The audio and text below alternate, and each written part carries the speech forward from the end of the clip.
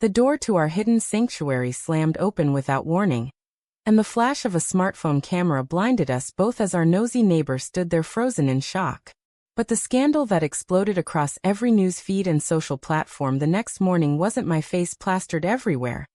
It was Yaretzi, the untouchable daughter of the corporation's chairman, whose fingers were still intertwined with mine in that fatal, intimate instant. I froze, my heart pounding like a war drum in my chest. Yaretzi, with her long dark hair cascading over her shoulders and those piercing eyes that could command a boardroom or melt my resolve in seconds, pulled her hand away too late. The neighbor, old Mr. Harlan from across the hall in our upscale Manhattan apartment building, muttered something about hearing strange noises and thinking it was a break-in before bolting out the door with his phone still raised. We had been so careful for 8 months, meeting only in my modest 2-bedroom because Yaretzi's penthouse came with round-the-clock security tied to her father's empire. Tonight, after 12 straight hours of backstabbing negotiations at Apex Corporation, we had collapsed onto my bed still in business casual, just holding hands and whispering about the promotion we both wanted more than air. It was never supposed to be caught on camera. By sunrise my phone wouldn't stop vibrating. The photo had leaked, blurry yet unmistakable, and the internet had already connected the dots. Chairman's daughter caught in secret lesbian affair with rising executive, screamed the tabloids and business blogs alike. Apex stock dipped 3 points before the market even opened. I stared at the screen, the caption zooming in on Yaretzi's distinctive profile and our clasped hands, and felt the first cold wave of calculation settle over my panic. This wasn't just embarrassment. This was career annihilation for both of us, but especially for her. Chairman Marcus Rivera did not tolerate anything that could tarnish the family legacy he had spent 40 years building. Yaretzi's voice cut through the silence, steady but edged with steel. Jamie, we delete everything. No texts, no photos, no traces. Then we decide what to say. I nodded, already mapping the moves like a chess game I had played 1,000 times in my head. We had risen together through the ranks. Me the outsider who clawed her way from a scholarship to senior strategist, her the heiress who proved she deserved the VP title. Our secret had started at last year's leadership retreat in Aspen, a single shared glance across a conference table that turned into late-night strategy sessions, and eventually this. Love had made us stronger, sharper. Now it threatened to burn everything down. I reached for her hand again out of habit, then stopped. The rules had just changed. The rest of the morning blurred into damage control. I called our mutual friend in PR, feeding her a half-truth about a misinterpreted team-building moment. Yaretzi handled her father's incoming fury with the calm precision that had earned her the nickname Ice Queen on the executive floor. But I could see the crack in her armor when she hung up, the way her shoulders dropped for half a second before she straightened them again. By noon the board had scheduled an emergency meeting. My promotion to vice president of strategy, the one I had sacrificed weekends and relationships for, now hung by a thread. One wrong word and I would be the cautionary tale whispered in every glass-walled office in Midtown. We met in my kitchen, coffee untouched, voices low. If they force us to deny it publicly, I said, what then? Yaretzi's eyes met mine, and for the first time I saw the war inside her. The daughter who owed her father everything versus the woman who had finally found something real.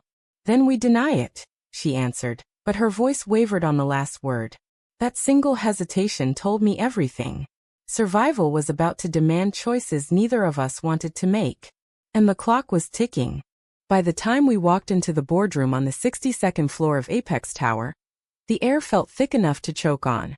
12 men and 3 women in tailored suits stared at us like specimens under glass. Chairman Rivera sat at the head, his silver hair perfectly styled, expression carved from granite. He didn't look at his daughter. He looked through her. Explain, he said, voice flat. Yaretzi spoke first, the story we had rehearsed on the elevator ride up. It was a private conversation between colleagues after a long day. The photo was taken without consent and twisted for clicks. I backed her up with facts, timestamps, project deadlines, the neighbor's history of complaints. The board listened, but I could feel the undercurrent of doubt. My rival, Derek Lang from Mergers and Acquisitions, leaned forward with that predatory smile I had come to hate. And the part where you're holding hands? That looks pretty intimate for colleagues. I kept my face neutral even as my stomach twisted. Every word I said now would be dissected, leaked, used against me later. This was the game we played at Apex. Information was currency, and vulnerability was bankruptcy. Yaretzi's hand brushed mine under the table once, a secret signal we had used in 100 meetings. This time it felt like goodbye. The verdict came an hour later. No firings yet. But the promotion track was frozen for both of us pending an internal investigation. Image is everything, Rivera reminded the room. Eyes finally landing on his daughter. Fix it. Outside in the hallway, Yaretzi's composure cracked for 3 seconds. He's never looked at me like that before, she whispered. I wanted to pull her into my arms right there between the marble pillars, but cameras watched every corner. Instead I murmured, we adapt. We always adapt. That night we met in a different safe house, a nondescript hotel in Jersey City under false names. No holding hands in public anymore. We sat on opposite sides of the king bed, laptops open, plotting the next 30 days like a military campaign. The media storm had only intensified. Paparazzi camped outside my building. Yaretzi's social media was flooded with hateful comments and speculative think pieces about the Rivera dynasty's hidden weakness. My own inbox overflowed with interview requests and anonymous threats from competitors circling Apex like sharks. I watched her type a carefully worded statement for her father's PR team. Every keystroke cost her something. If I publicly date a man, even a fake one, it might buy us time, she said quietly. The suggestion landed like a slap. I knew it was logical, cold, necessary. But logic had never felt so much like betrayal. And what about us? I asked. She closed the laptop. Us survives in the shadows, Jamie. That's how it has to be now. The cause and effect were brutally clear. The photo had stripped away our illusion of control. Every future decision would carry the weight of that single flash. I lay awake long after she fell asleep, calculating angles, risks, sacrifices. Tomorrow I would meet with Lang to discuss a joint project that could either save or sink me. He had already hinted he knew more than he should. The power struggle had begun in earnest, and love, our love, was now the weakest link in the chain. 3 weeks later the boardroom tension had calcified into open warfare. Derek Lang had used the scandal as leverage to push his own candidate for the vacant strategy VP slot. Me, but only if I played ball. Distance yourself publicly, he told me over drinks at a discreet midtown bar. Say it was a misunderstanding, maybe even imply she pressured you. The old man will reward loyalty. I smiled the way I had practiced in mirror since business school. Polite, unreadable, while inside something vital twisted. Yaretzi and I communicated only through encrypted apps now, short messages stripped of affection. Father wants me in Europe for 6 months, she texted one night. Damage control tour. I stared at the screen until the letters blurred. 6 months apart would give the rumor mill time to cool, but it would also give Lang time to consolidate power.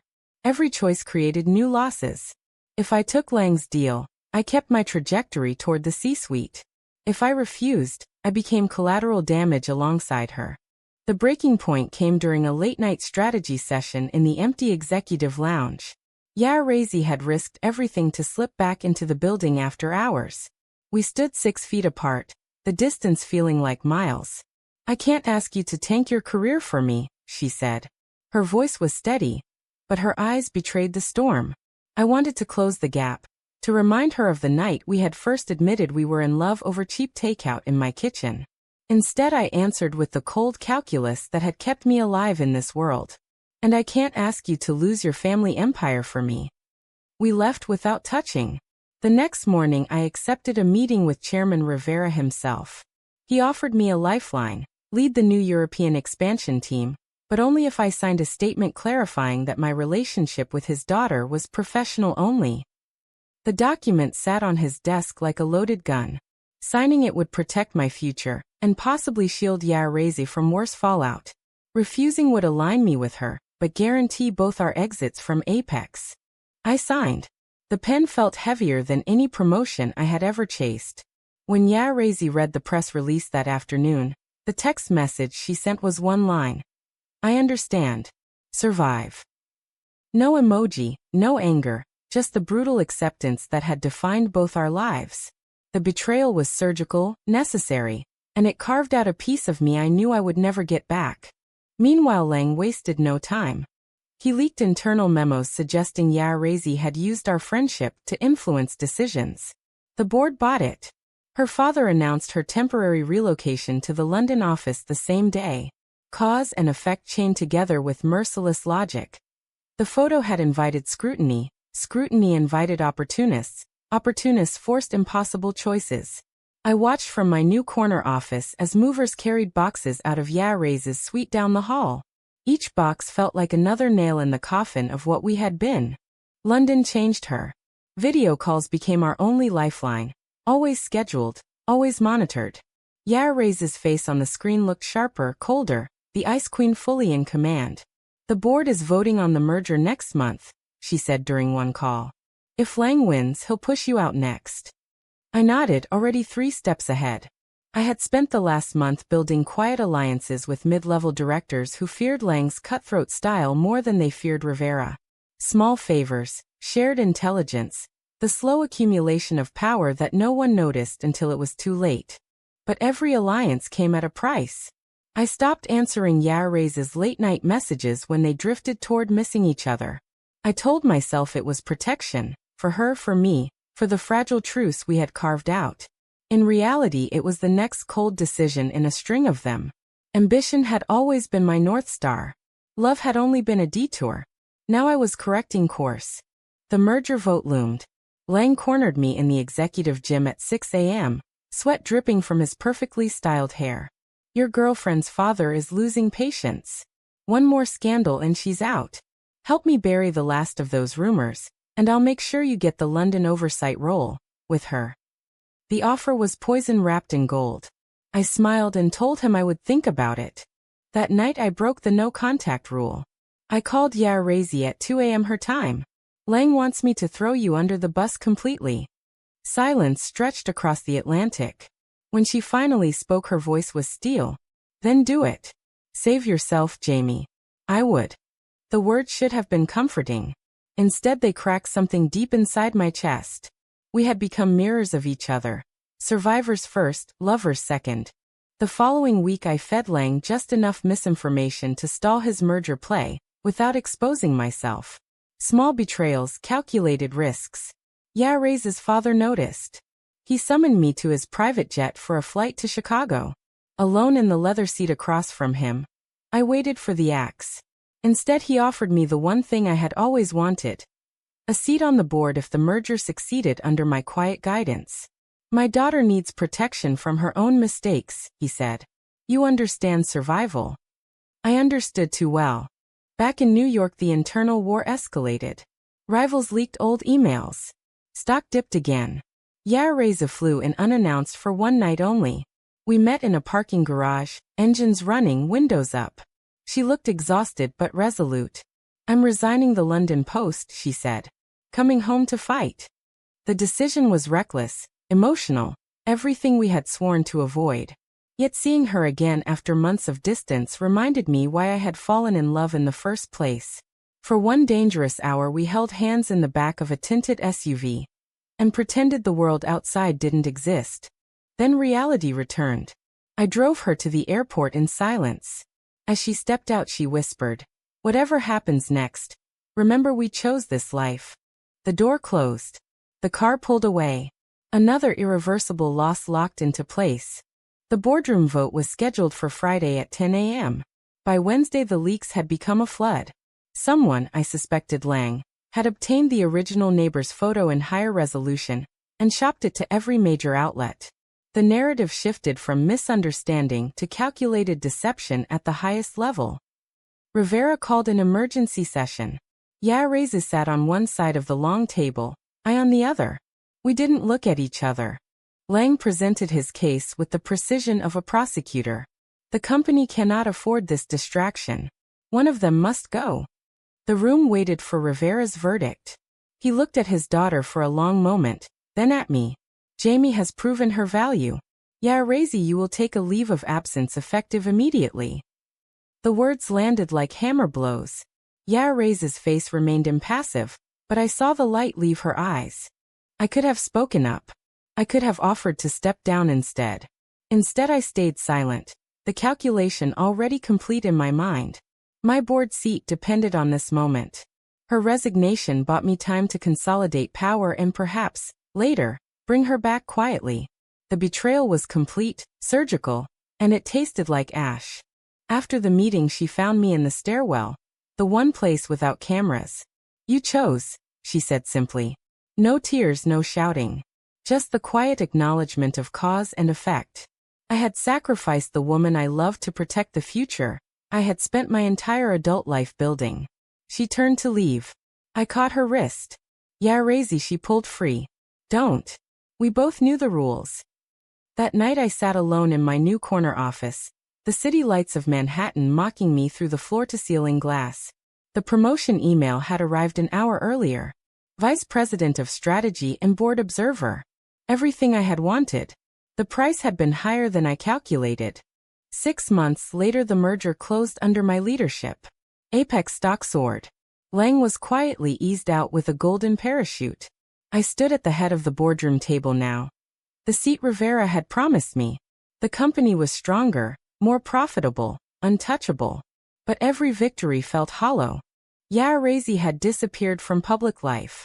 Private intelligence told me she had started her own boutique consultancy in San Francisco, far from her father's shadow. We never spoke again. The encrypted app stayed silent. I told myself it was better this way, cleaner, safer. Yet on quiet nights I still felt the ghost of her hand in mine. The final board meeting of the year ended with applause for my performance. As the room emptied, Rivera stopped beside me. "You made the right choice," he said. "Survival always wins." I smiled the practiced smile, and wondered if he had ever loved anything more than power. Outside, the New York winter wind cut through my coat.